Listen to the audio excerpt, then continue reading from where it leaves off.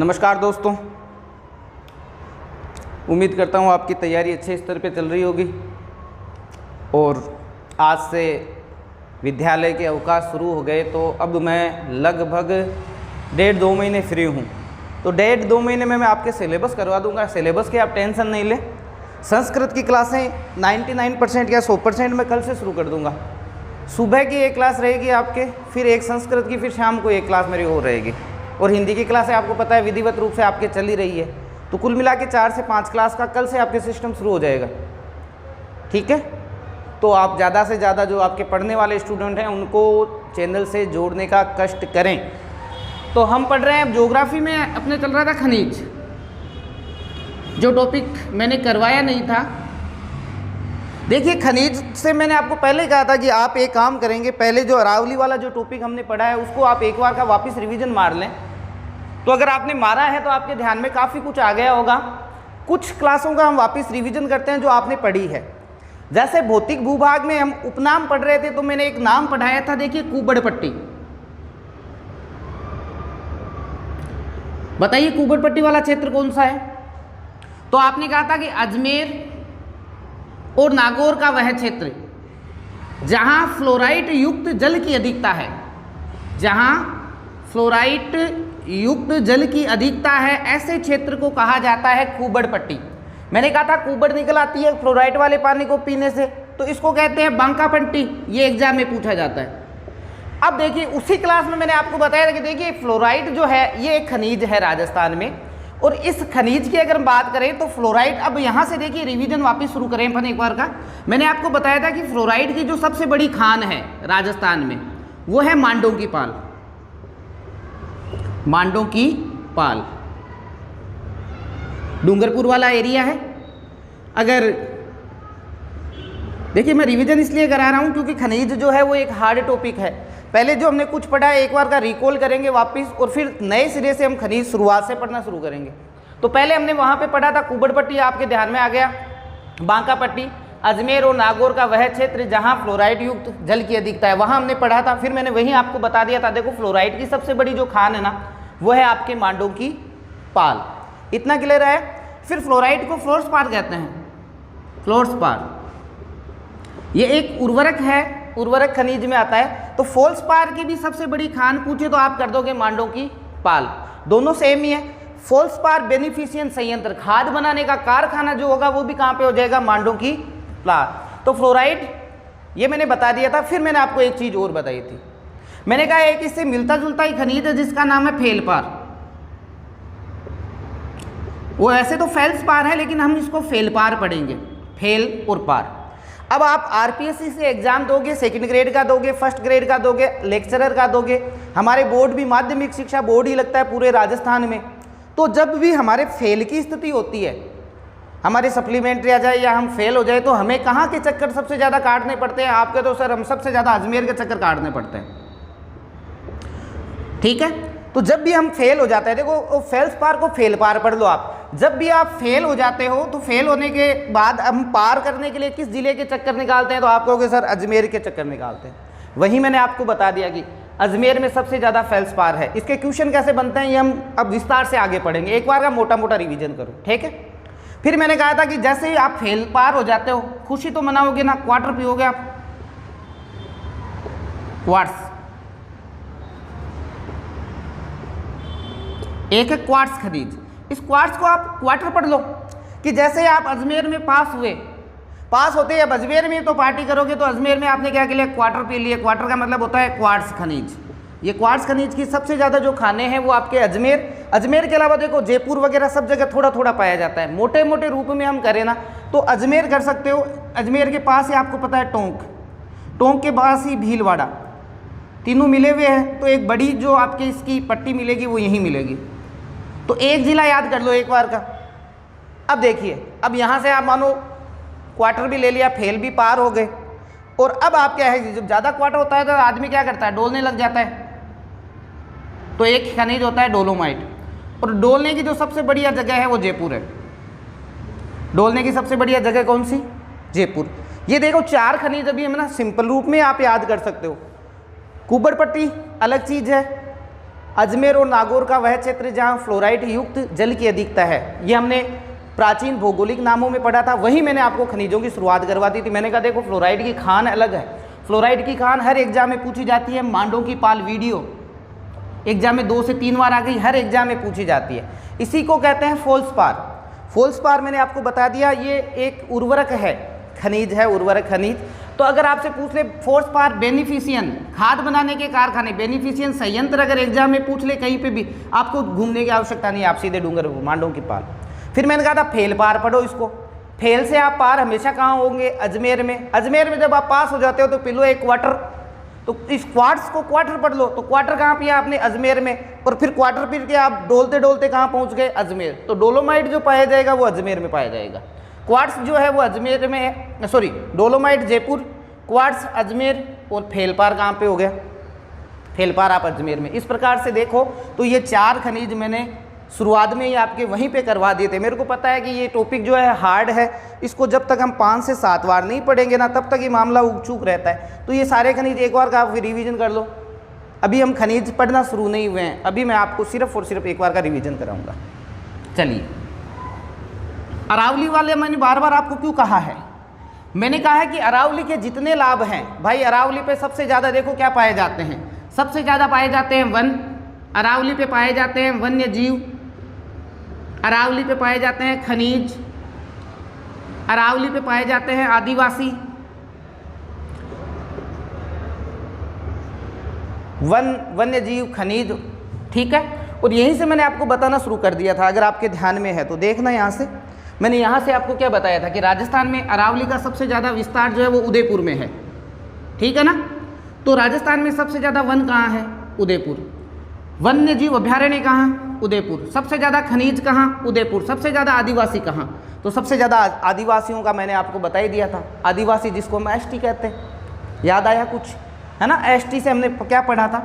हमने एक सूत्र पढ़ा था, जगड़ू, बोलो देखिए आप मन मन में, जगड़ू स्क्वायर बटा उबा बीना। ये चीज़ें भी मैंने आपको ज्योग्राफी के साथ ही शुरू करवा दी थी, ताकि आप कम तैयारी में भी कभी एग्जाम में जाओ और जनजातियों से क्वेश्चन आए हम अटके नहीं। तैयारी का यही स्तर होता है, सब कुछ थोड़ा थोड़ा में एक बार का ध्यान में रहना ही पड़ता है। इसका हमने किया था एससी और इसका किया था मैंने एसटी। अनुसूचित जाति बटा अनुसूचित जनजाति, वही 6 क्वेश्चन। अनुसूचित जाति की सर्वाधिक संख्या जयपुर में, सर्वाधिक प्रतिशत गंगानगर में, न्यूनतम संख्या डूंगरपुर और न्यूनतम प्रतिशत डूंगरपुर। ये हो गया अनुसूचित जाति। अनुसूचित जनजाति जिसको आप आदिवासी कहते हो, इसकी सबसे ज़्यादा संख्या देखो उदयपुर में, हमने यहीं पढ़ लिया, देखो ये रहा उदयपुर में है ना। प्रतिशत की बात करूँ बांसवाड़ा में। अनुसूचित जनजाति की न्यूनतम संख्या बीकानेर और न्यूनतम प्रतिशत हमारे नागौर में है, ये हमने पढ़े थे। वहीं पर मैंने एक चीज़ बताई थी आपको, जो जनजातियाँ हैं वो किस किस जिले में निवास करती है, ठीक है। उन्हीं जनजातियों में एक जनजाति आई थी ग्रासिया, और ग्रासिया जनजाति का मैंने बताया था ये आपके अरावली में है, सिरोही, सिरोही में निवास करती है, ठीक है ना। फिर मैंने यहाँ थोड़ा आपको और एक चीज़ और बताई थी, मैंने कहा 2 क्वेश्चन एक के साथ एक फ्री वाला रहता है। इन ग्रासियों के द्वारा एक नृत्य किया जाता है बिना वाद्य के, उस नृत्य का नाम है वालर। कौन सा नृत्य करते हैं ये? वालर। बिना वाद्य के किया जाने वाला नृत्य है वालर। वालर कौन करते हैं? ग्रासिया। ग्रासिया सबसे ज़्यादा कहाँ? सिरोही। एकदम नॉर्मल है। मैंने कहा एक क्वेश्चन एग्जाम में बार बार पूछा जाता है खनिजों से संबंधित कि निम्न में से राजस्थान का एकाधिकार खनिज है। निम्न में से राजस्थान का क्या? एकाधिकार खनिज। उस एकाधिकार खनिज में हमेशा आपको नाम मिलेगा ये वोलेस्टोनाइट। राजस्थान में 100% रूप से वोलेस्टोनाइट जो है वो हमारे यहीं पे निकलता है।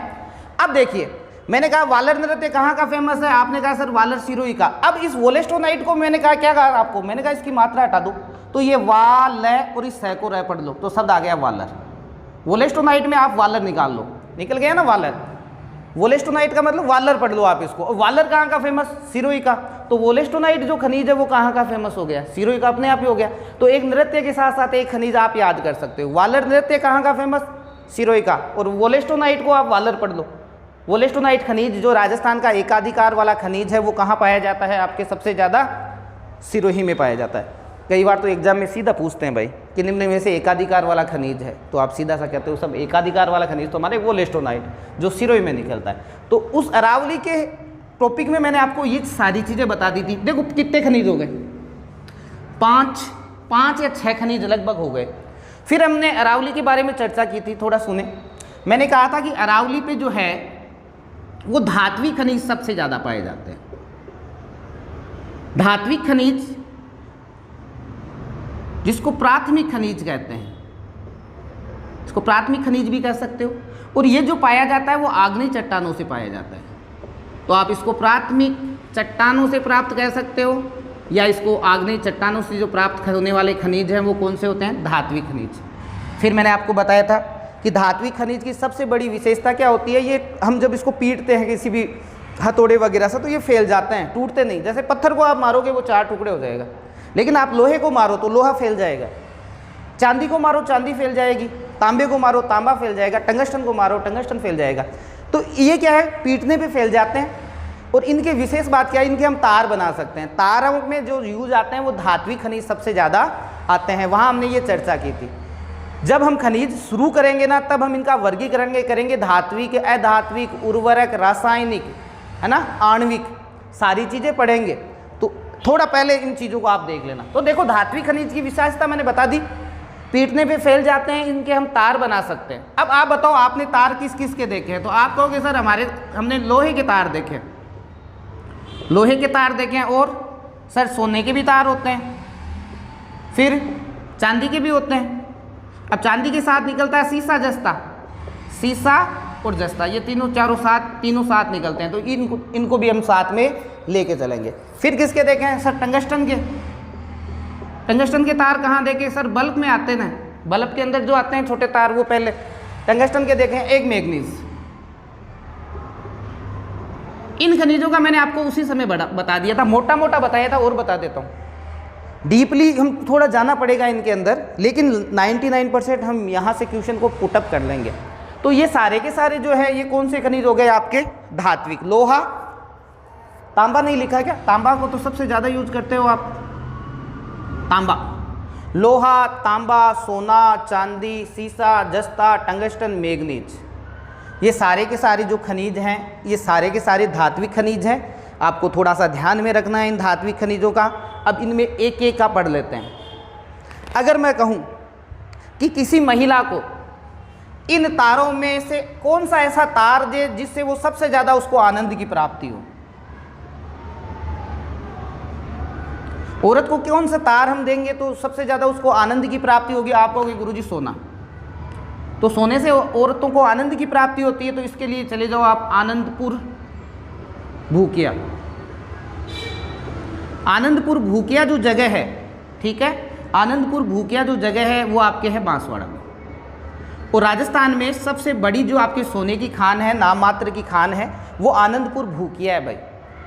आनंदपुर भूकिया नहीं, मैं तो हमेशा कहता हूँ भूकिया शब्द आ जाए ना वो 99% वो सोने का ही होता है। जैसे एक बार एग्जाम में आ गया था भूकिया और यहाँ दे दिया था जगतपुर, तो जगतपुर भूकिया कह दो, आनंदपुर भूकिया कह दो, सारी चीज़ें बांसवाड़ा की है। और सोना सबसे ज़्यादा कहाँ पाया जाता है आपके बांसवाड़ा में। एक खनिज खत्म, तो ये देख लो आप 7वां खनिज पूरा। मतलब मैंने खनिज अभी शुरू ही नहीं किए थे, उससे पहले मैंने आपके लगभग खनिज करवा दिए। आप रेगुलर क्लासें देखते रहो, मैं साथ साथ में कई चीज़ें लेके चलता हूँ और वो चीज़ें बहुत ही ज़्यादा काम आती है आपके। अगर आपने क्लासेस सही देखी, आपने नोट्स बढ़िया बनाए, तो आप कहते गुरुजी हमारे तो खनिज वाला टॉपिक तो लगभग तैयार ही है, क्योंकि ये सारी चीज़ें बता रखी है आपको। तो आनंदपुर भूकिया और जगतपुर भूकिया ये बांसवाड़ा में है, किसके लिए, सोने के लिए। अब ले लो, देखो यहाँ से हम एक खनिज और ले लेते हैं, तांबा।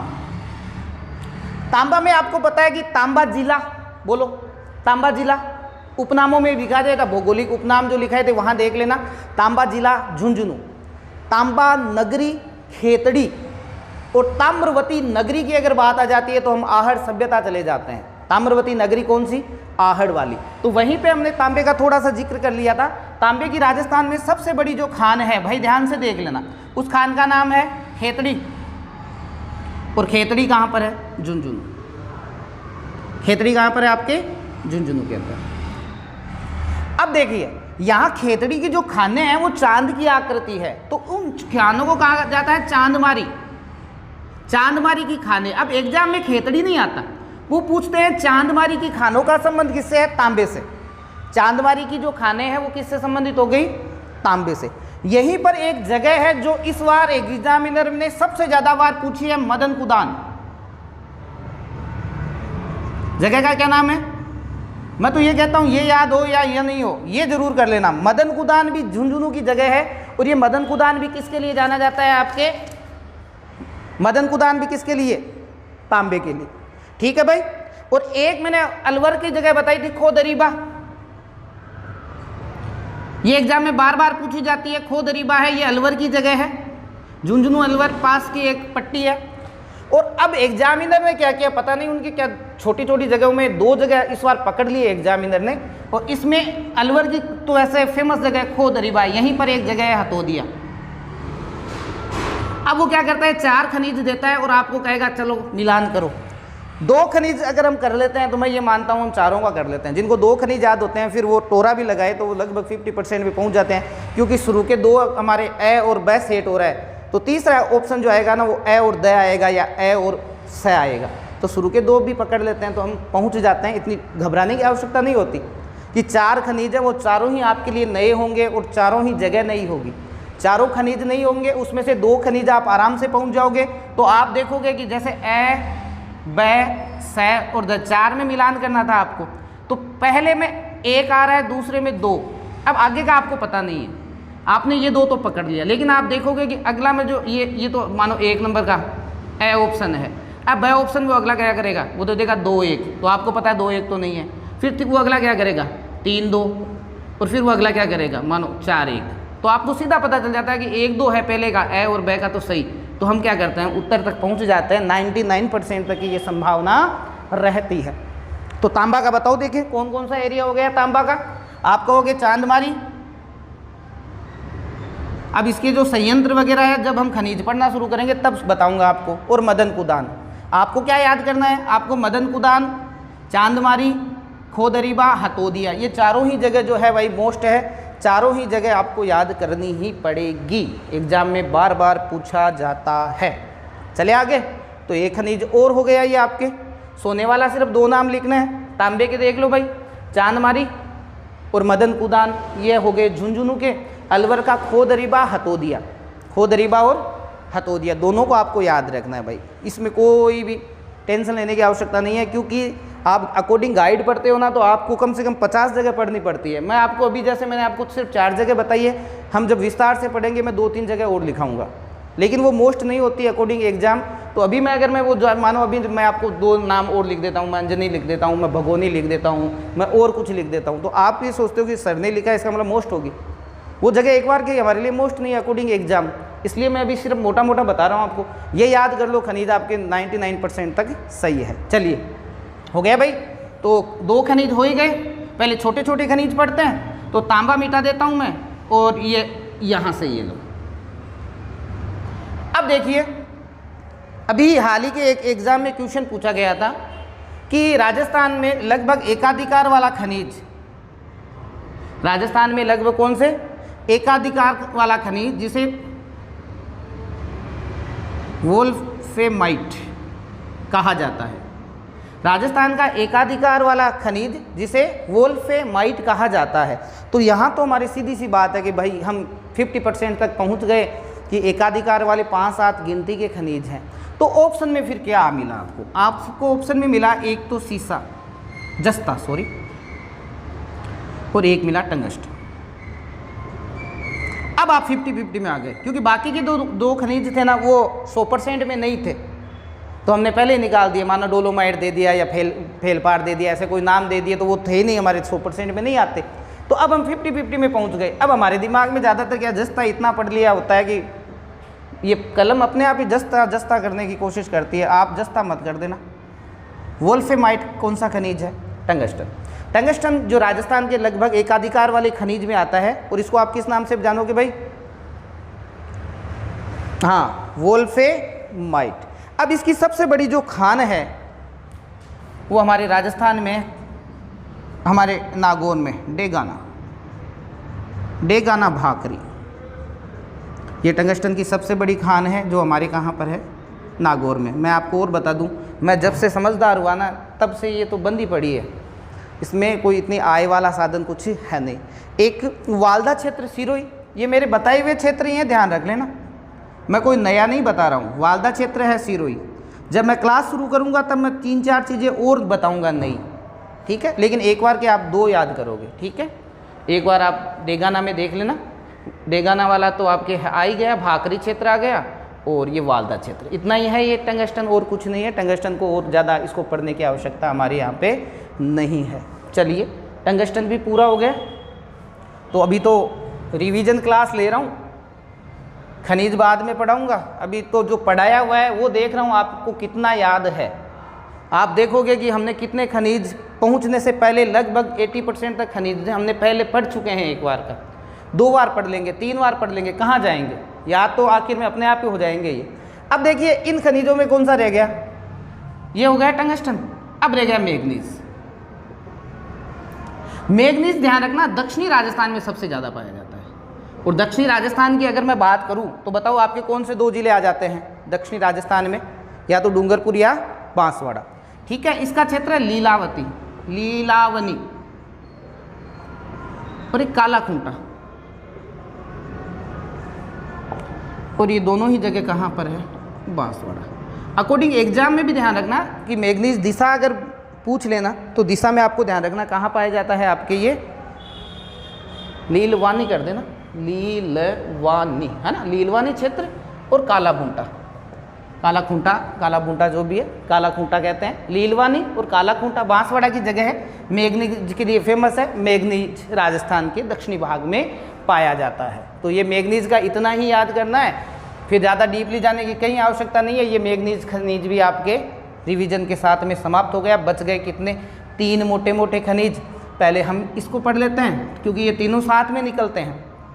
सीसा, जस्ता और चांदी साथ में निकलते हैं और इनको कहते हैं गेलेना। साथ में निकलते हैं ये दोनों, इसलिए इनको कहते हैं जुड़वा खनिज, ठीक है भाई। ये बताया हुआ ही है, अपनी ओर से कुछ नहीं कर रहा। एक लोहा है, वो हम और पढ़ लेंगे, लोहा पढ़ना है, लिख लेते हैं, भूल जाएंगे नहीं तो।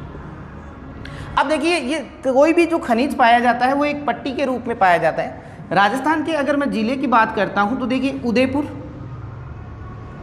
उदयपुर के यहाँ राजसमंद, राजसमंद के यहाँ पे भीलवाड़ा, ठीक है। राजसमंद, उदयपुर, राजसमंद, भीलवाड़ा, एक तो ये पट्टी पे पाया जाता है ये, ठीक है। राजसमंद देखना एक बार वापस, 3 कौन कौन से हो गए, भीलवाड़ा।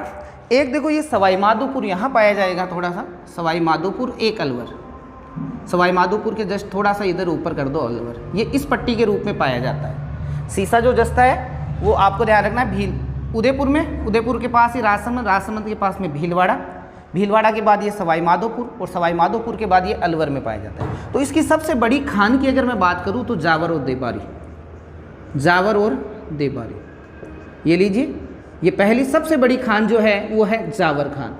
जावर माइंस अंग्रेजी में दे देते हैं कई बार। जो जावर माइंस है वो उदयपुर में है, और ये सीसा जस्ता के लिए जानी जाती है। इसके जस्ट ऊपर ले लो आप, राजसमंद में है राजपुरा दरीबा, राजपुरा दरीबा, तो ये अलवर की जगह है, सॉरी राजसमंद में राजपुरा दरीगा। और भीलवाड़ा वाला सबसे मोस्ट है, रामपुरा आगूचा, रामपुरा आगूचा तो इतनी बार पूछा गया है एग्जाम में कि भाई ये तो मुख्य ज़बानी होना चाहिए। राजस्थान में सबसे बढ़िया किस्म का राजस्थान में सबसे बढ़िया किस्म का जो सीसा जस्ता मिलता है वो भीलवाड़ा में मिलता है, और उस जगह का नाम पूरा है रामपुरा आगूचा, ठीक है। और इसीलिए देखिए सीसा जस्ता शोधन यंत्र एक देबारी में है, एक यहीं पर, यहाँ पर है चित्तौड़ में चंदेरिया। ये एशिया का चित्तौड़ में है, ब्रिटेन की सहायता से इसको बनाया गया था, ब्रिटेन देश की सहायता से एशिया का सबसे बड़ा जस्ता शोधक संयंत्र बनाया गया था चंदेरिया चित्तौड़ में। और इसको इसलिए बनाया गया था कि रामपुरा आगूचा जहाँ सबसे बढ़िया किस्म का निकलता है सीसा जस्ता, उसको इतनी दूर ले जाने की आवश्यकता नहीं पड़े, उसको पास में ही जगह मिल जाए। तो कहते गुरुजी भीलवाड़ा में बना देते, तो आपको इतना तो पता होना चाहिए कि भीलवाड़ा राजस्थान का एकमात्र ऐसा जिला है जिसमें वैकल्पिक जल की व्यवस्था नहीं है, पीने का पानी वहाँ पे नहीं है। आपको ये भी ध्यान में, अभी आपके जून आ रहा है, आप देखोगे बिसलपुर जो पेयजल परियोजना है टोडा रायसिंह टोंक वाली, वहाँ से रेल में पानी भर भर के भीलवाड़ा को भेजा जाएगा, क्योंकि भीलवाड़ा में जल का एक ही स्रोत है, वो कोठारी नदी पे बना हुआ है मेजा बांध। अब मेजा बांध जब सूख जाता है तो बिसलपुर बांध से उसको पानी की आपूर्ति की जाती है, तो इसलिए इसको भीलवाड़ा में नहीं बनाकर चित्तौड़ में बनाना पड़ा, क्योंकि चित्तौड़ में पानी ज़्यादा था। एशिया का सबसे बड़ा जो जस्ता शोधक संयंत्र जो है वो चंदेरिया में है। चंदेरिया कहाँ पर है? चित्तौड़। और रामपुरा आगूचा वाला जो आता है वो कहाँ पे आता है? आपके चंदेरिया, चित्तौड़ में। अभी हाल ही में कैटरीना कैफ और वो विकी कौशिक की शादी हुई थी। अपने राजस्थान में लगभग जो बाहर की हस्तियां आती है वो उदयपुर में शादी करती है। ये एक स्पेशल जोड़ा था। ये चौथ का बरवाड़ा गया। कहाँ गया? चौथ का बरवाड़ा।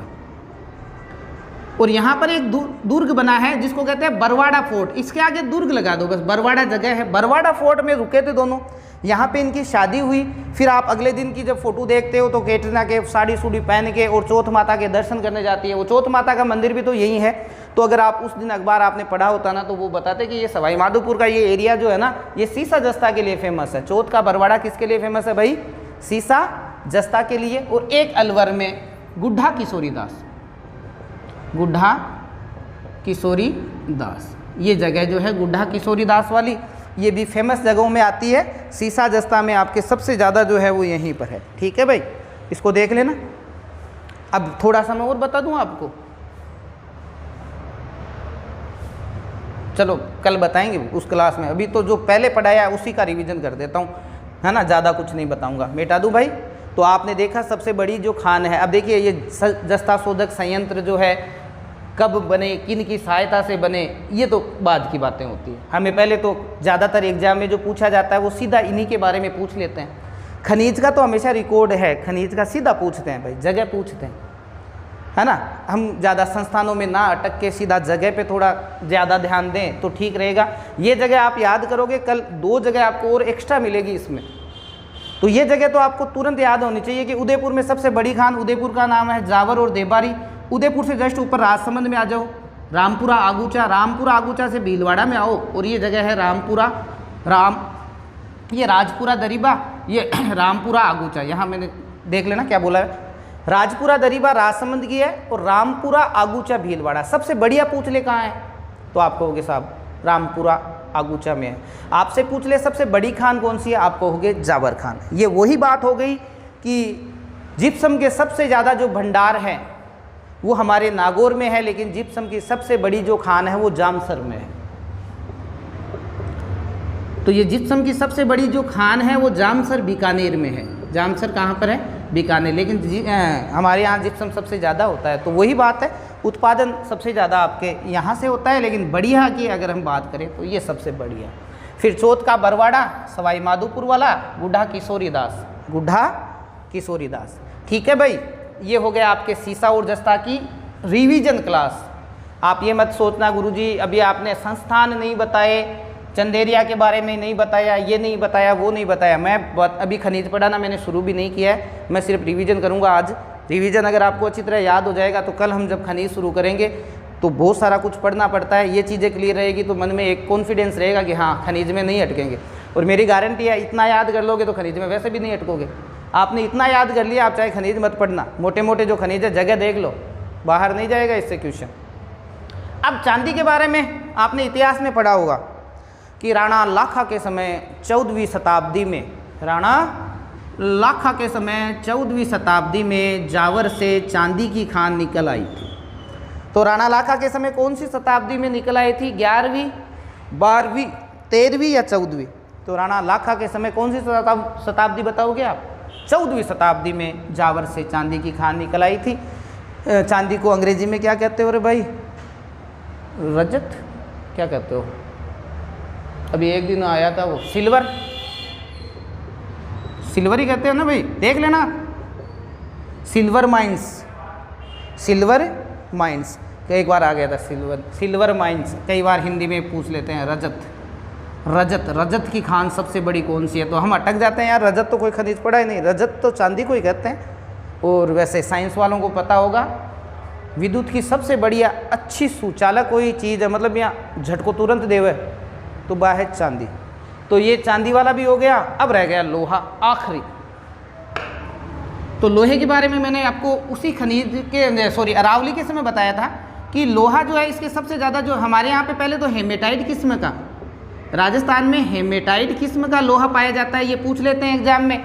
राजस्थान में लोहे के सबसे ज़्यादा जो भंडार है वो जयपुर, जयपुर के पास में कौन सा है? दौसा। तो एक पट्टी तो यहाँ है। सबसे ज़्यादा कहाँ निकलता है? उदयपुर। उदयपुर के पास में एक जिला आप और याद कर लो, भीलवाड़ा।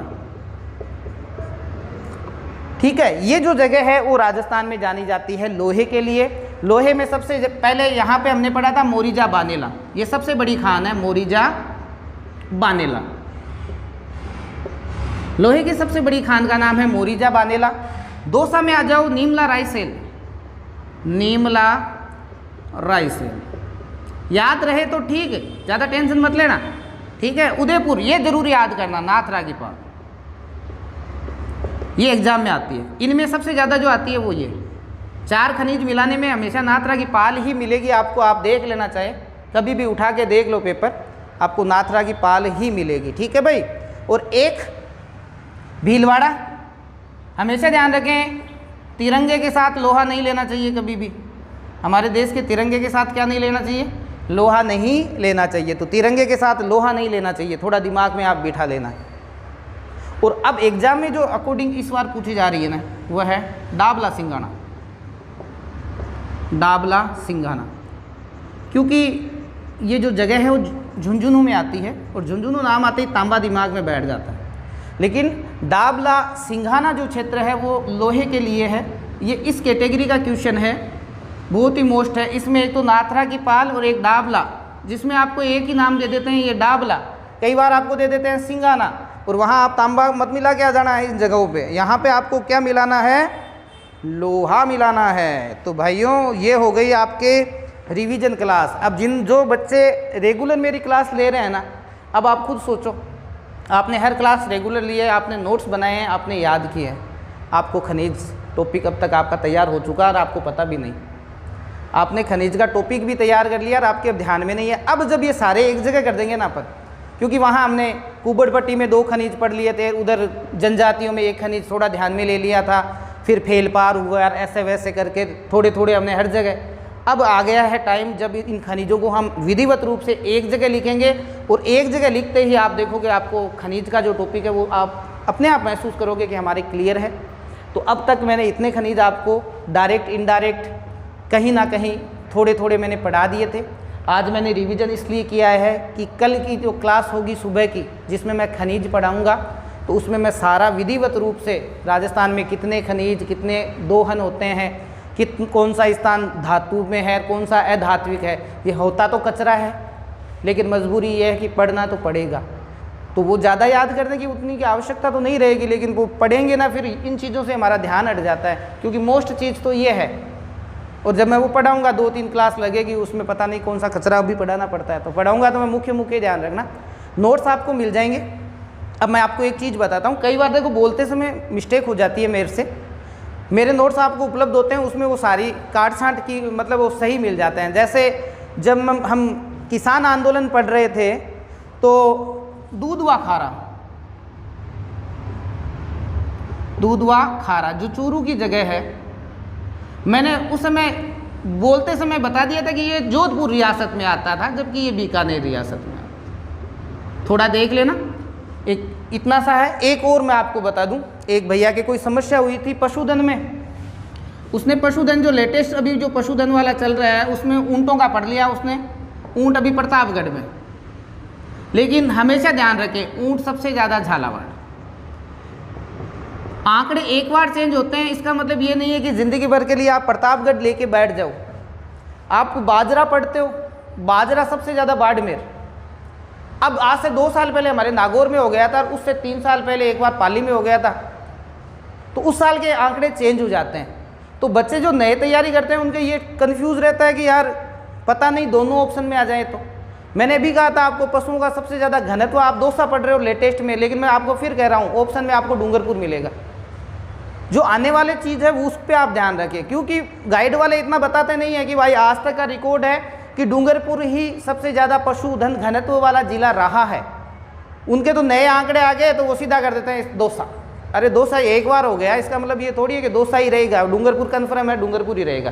तो ऊंट वाला भी आप ध्यान रखें। ऊंट वैसे तो प्रतापगढ़ लेटेस्ट जनगणना जो पशुगणना है, लेकिन ऑप्शन में आपको झालावाड़ मिलेगा। पानी जो होता है वो ऊँटों के लिए सबसे ज़्यादा हानिकारक होता है, पानी वाले एरिया में ऊँट बिल्कुल सेट होते नहीं हैं। तो ये थोड़ा सा आप देख लेना।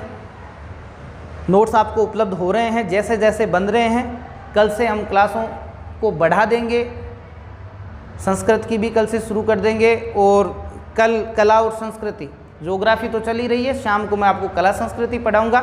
इतिहास में मैंने आपको सिर्फ क्या छोड़ा है आपके लिए, मैंने रियासतें छोड़ी है। और रियासतें इसलिए छोड़ी है कि वो सारा कचरा होता है, उसको हम पढ़ेंगे, लेकिन मोटा मोटा मैं आपको बता दूंगा। क्योंकि अभी मैं बैठ जाऊँ ना उनका इतिहास लेकर, फिर आपको मैं कहानियाँ सुनाऊँ, और एक ऐसी रानी थी, वो ऐसा हुआ, फिर ऐसा हुआ, फिर आपका भी टाइम ख़राब, मेरा भी टाइम ख़राब। इसलिए उनको हम पढ़ेंगे, लेकिन थोड़ा कम समय में, शॉर्ट में पढ़ेंगे। जितनी आपकी काम की चीज़ है वो पढ़ेंगे। हम औरों की तरह इतिहास नहीं पढ़ेंगे कि हम बैठ गए किसी राजा की कहानी को लेकर, उसकी रानी की कहानी को लेकर। हमें ऐसा कुछ नहीं करना, हमें मोटा मोटा उसका जो बेसिक कॉन्सेप्ट है वो क्लियर करना है। उनको रोचक कहानियाँ नहीं बनानी उनको। धन्यवाद। क्लास को शेयर ज़रूर कर दें। आपका सहयोग बना रहे तो हमारा सहयोग भी आपको लगातार बना रहेगा। जय हिंद, जय भारत।